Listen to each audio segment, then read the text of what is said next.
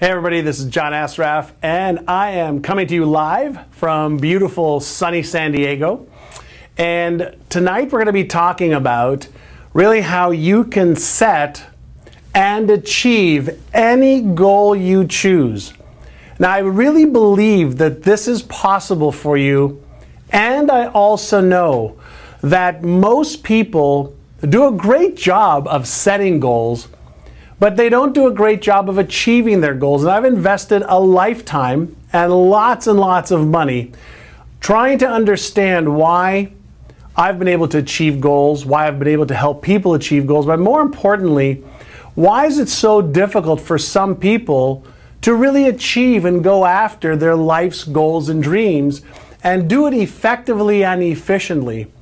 Now, I made you several promises in inviting you to this live webcast, and no matter where you are in the world, I'm going to keep that promise. And here are the things that I shared with you. I shared with you why I believe that no matter how big your goals are right now, they're too small. They're way too small for most people. Now, I know some of you probably have big, grandiose goals, and congratulations to you. Number two, I want to share with you several of the fundamental errors, mistakes that people make when they're setting their goals and how you can avoid them. Number three, I said that you can learn how to earn 3 to 5 times, maybe 10 times more income in the next 12 months. And I don't like to say in the next, weekend or 30 days or 90 days, because we need some time to help you really understand the goal setting process and the goal achieving process. Two different processes. And then, how do you attract? Through either the law of attraction, the right people, tools, resources, and everything you need in order to really make your life the masterpiece that you want it to be, and more importantly, how do you feel proud of yourself that your life has purpose and meaning? After all, the reason that most of us want to achieve certain things in our life is so that we can feel like our life has purpose and meaning. And what I can share with you is that my journey to learning how to set and achieve goals came around 31 years ago when I was 19 years old, and I was getting myself into an enormous amount of trouble in Montreal, Canada.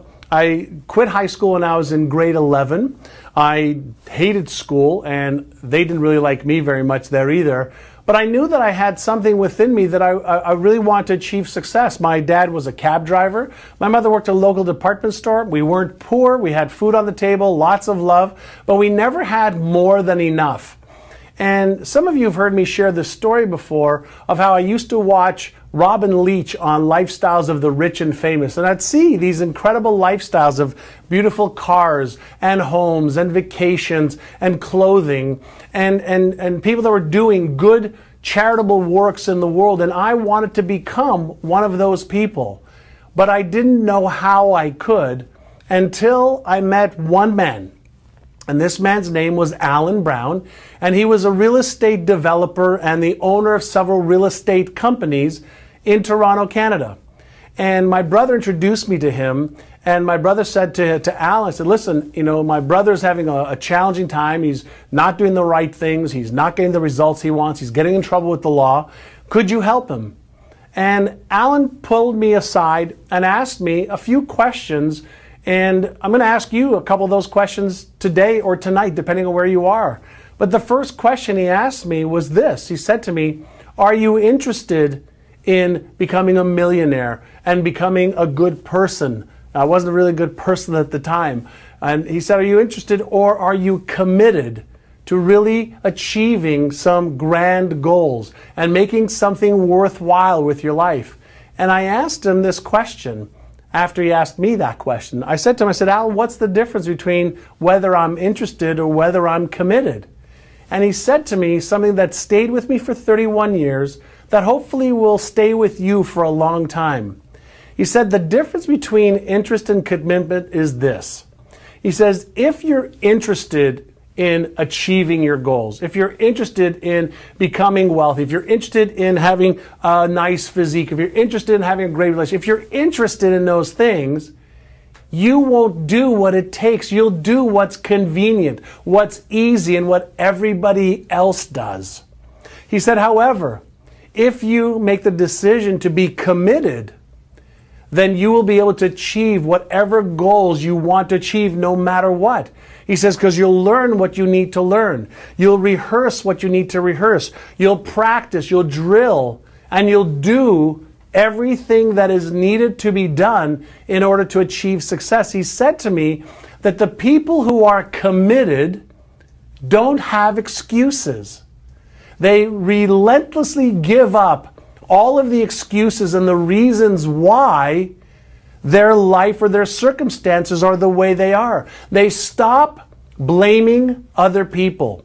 They start blaming their circumstances. They stop blaming their economy. They stop blaming their lack of knowledge, lack of education. They stop blaming all the reasons why and all the references and stories that they have, and they put all of their attention and focus on how they will and how they can achieve their goals.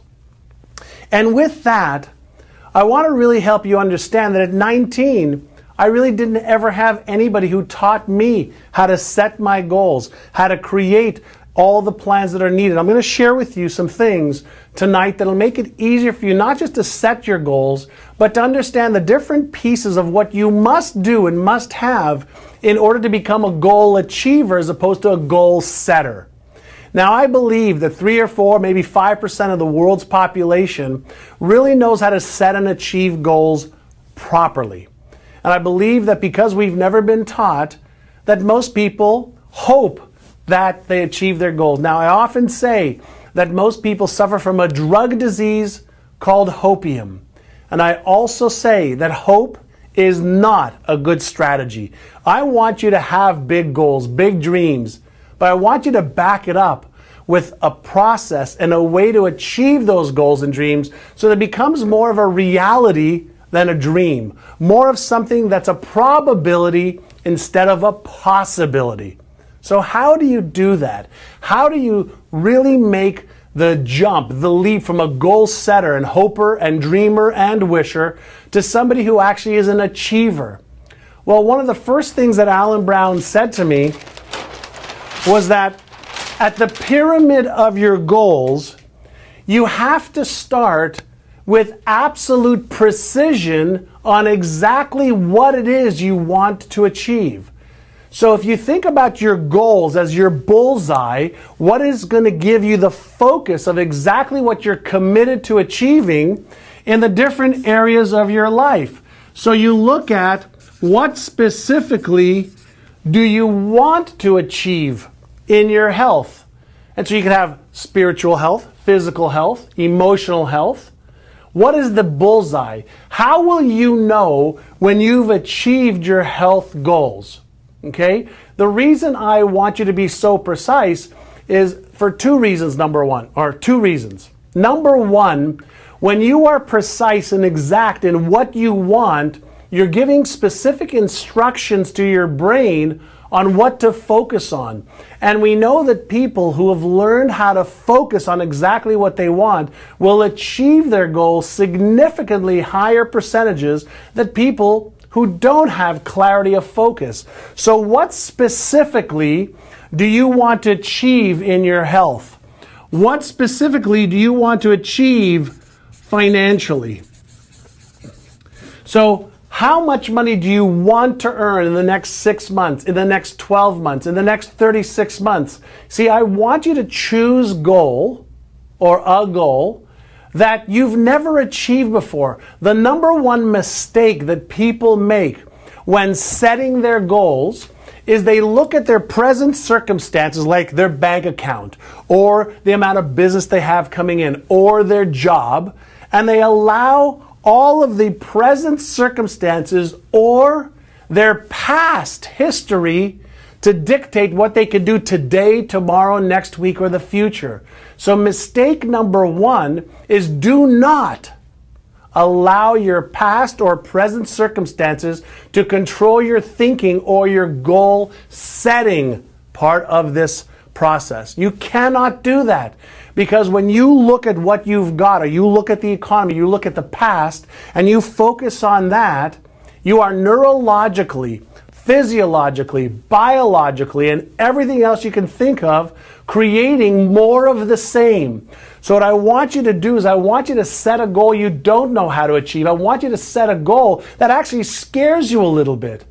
How do I know, and how do you know when a goal scares you? You're going to feel uncomfortable. You're going to feel doubts and fears and maybe even a little anxiety, which means you're out of your comfort zone. That is good, not bad.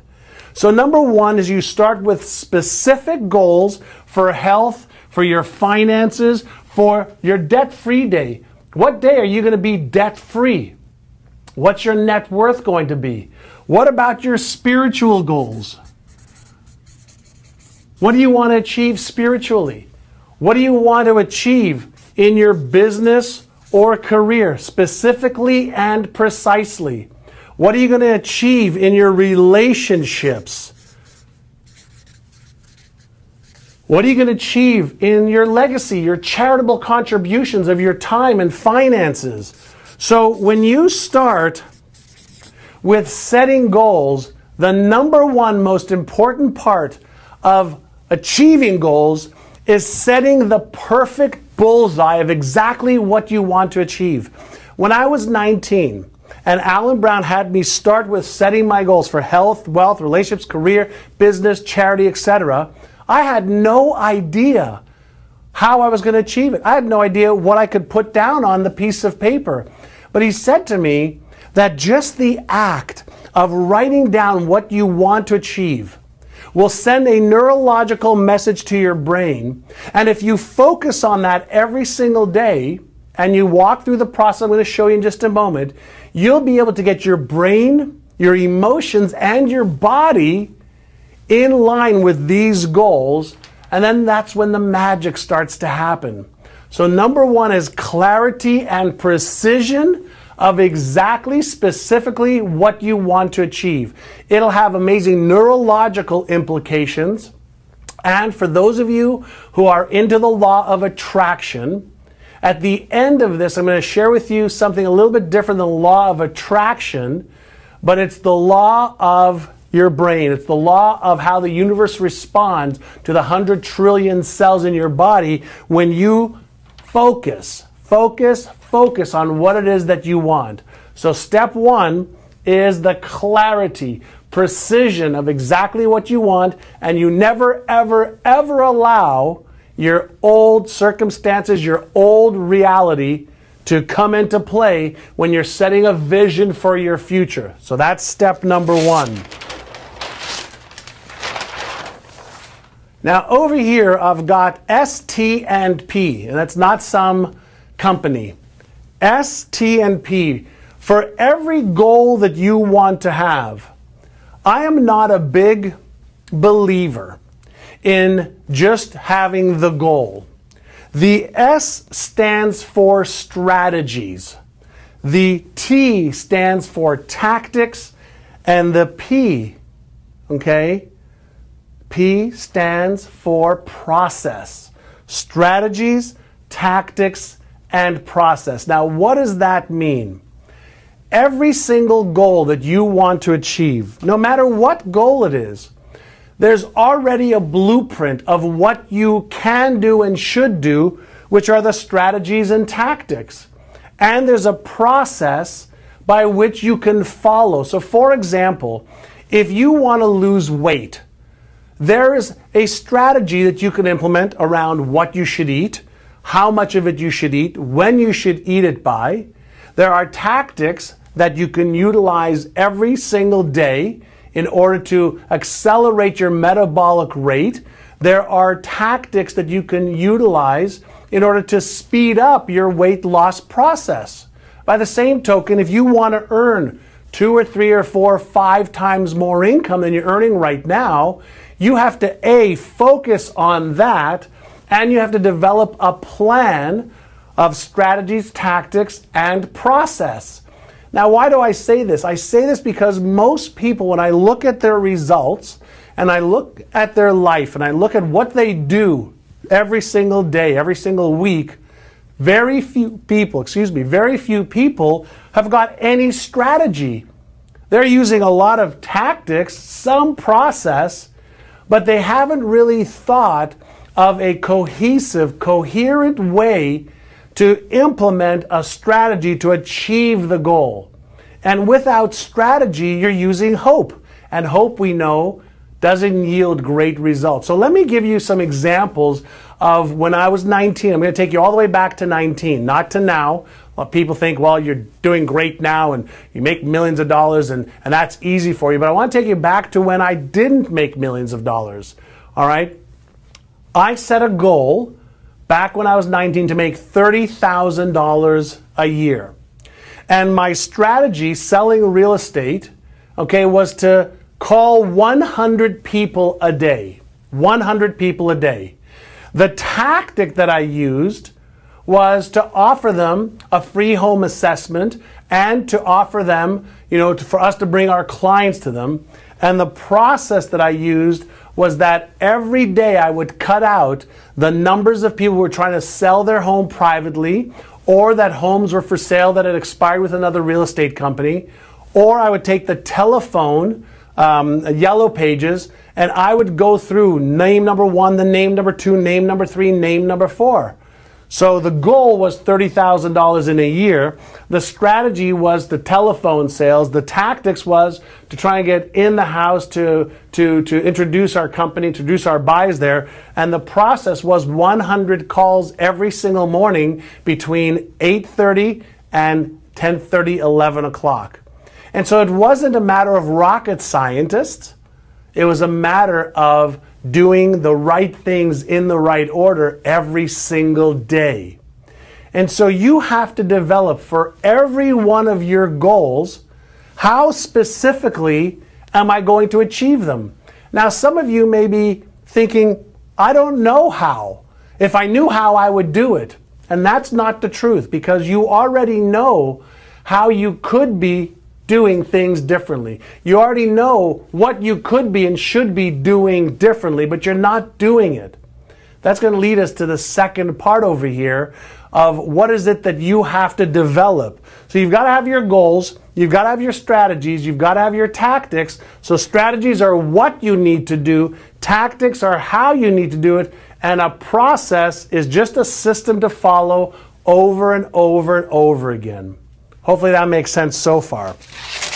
Here is where I see that most people get into a challenging time. They have horrific, terrible habits around strategies, tactics, and process to achieve their goals. And so they don't have the consistency or the right habits or daily rituals of two things. Number one, they don't have the daily rituals of thinking about their goals on a daily basis. Now, you may think about, why does that make any difference? Well, it makes all the difference in the world, because as soon as you develop the habit to focus on what you've written down as a goal, you're creating a neurological pattern, almost a map of your new goal in your brain. And then your brain starts to see things in the physical world that match up with the goal. Most people never write their goals down, and that is problem number 2. That's one of the second biggest mistakes people make. They don't take the time to write it down clearly and precisely, and so they think that they have some goals, or they write it down once or twice, and they never look at it again. That's one of the biggest fundamental mistakes, number 2, that people make. What I want you to do is I want you to write your goals down, and I want you to develop a plan, a little blueprint. Think about this. If you were to get on an airplane and you want to go from where you live right now and you want to go across the ocean somewhere, wouldn't you demand that first you have the destination, the goal, and then secondly, that the pilot and the airline would have the strategy for how to get you there, the tactics to how to get you there, and the process to make sure that everything was safe? And wouldn't you want them to have the habits of going through this checklist and focusing on exactly where they wanted to get you to and what the process was every single time? Well, what I found is most people don't have the right daily habits or rituals to achieve the goals that they want. They have hopes and dreams, but they're also locked in a habit loop. And a habit loop is something that you just get accustomed to doing every single day.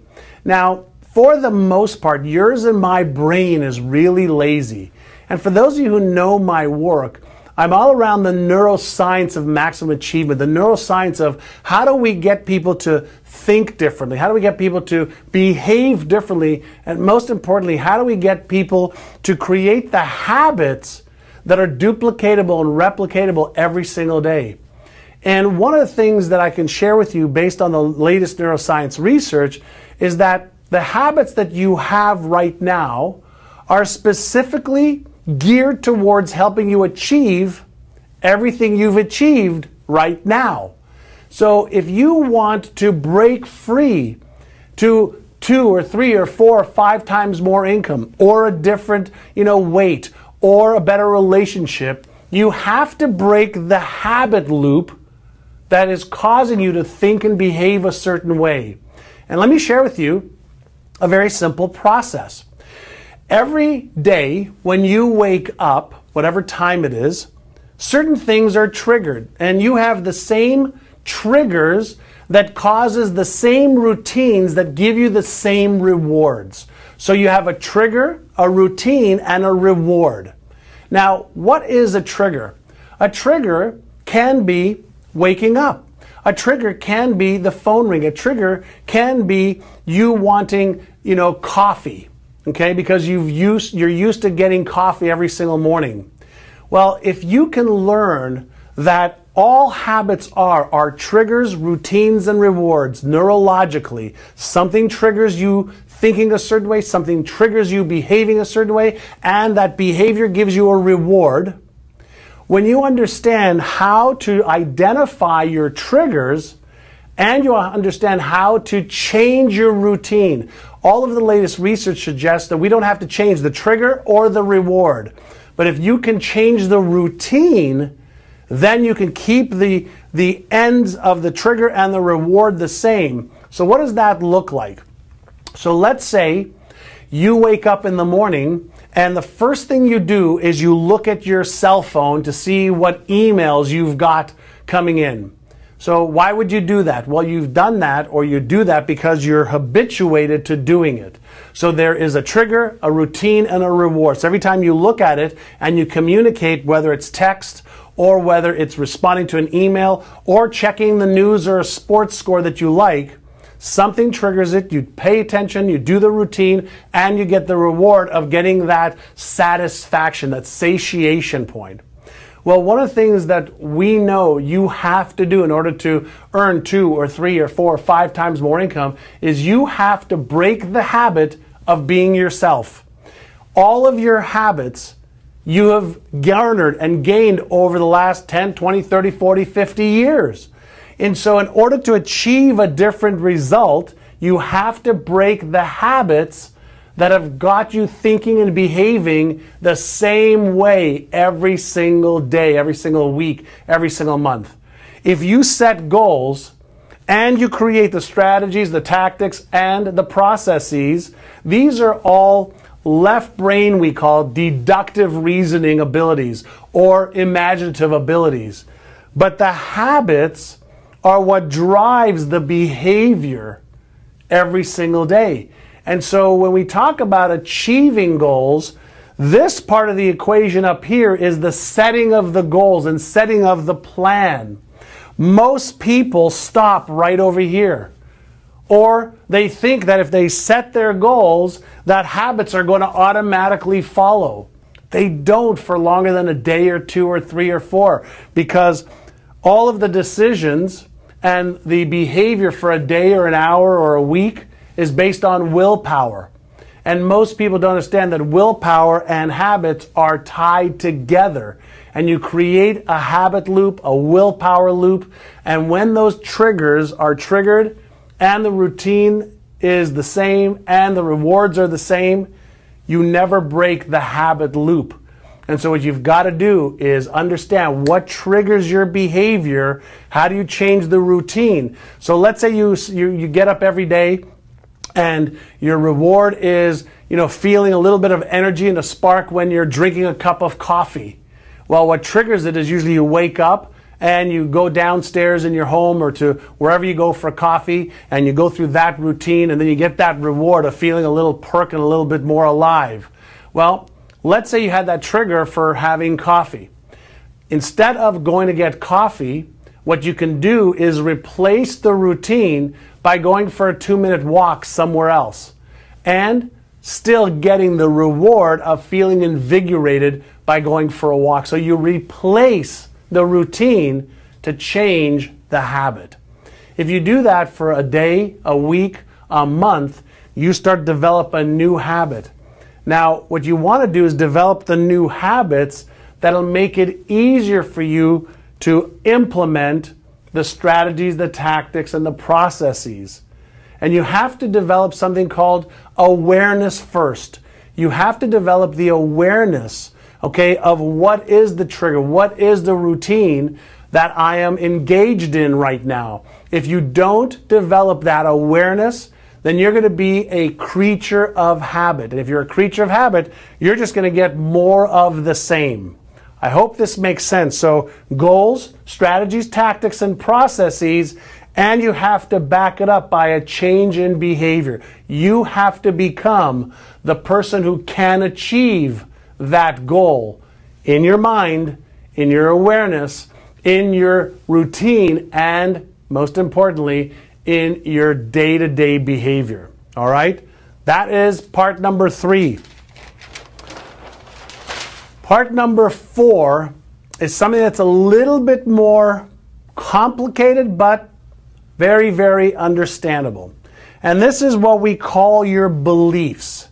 Now, many of you have heard me talk about beliefs for the last several years because I've been fascinated with what causes our behavior, what causes our perceptions, what causes one person to say, yeah, I believe I can achieve those goals, but they don't behave in line with achieving those goals. And they do this over and over and over again. Well, what I've discovered is that there's 2 types of beliefs. And if I'll ask my team to get my pen over there, I'll write it down for you. There's 2 types of beliefs that we have. Thank you. The first belief that we have is called an explicit belief. Now, an explicit belief is a belief that you and I could basically say to each other, I believe I can achieve that. I believe I can make 2 or 3 times more money. I believe I can lose weight. I can believe I could be in a happier relationship. I believe that I deserve success. I believe. That's explicit, external. We can declare it, we can talk about it. But what we have found is that this is not the type of belief that drives your habits or your behavior. There's something else called your implicit. Now, your implicit beliefs are what underneath your talking with your friends and telling people what you believe on the surface, your implicit beliefs are underneath the surface. They are what you think about in secret. They're what you think about as true about yourself. Like, am I smart enough? Am I good enough? Do I deserve success? Do I really know what to do? Can I really do this? What if I fail?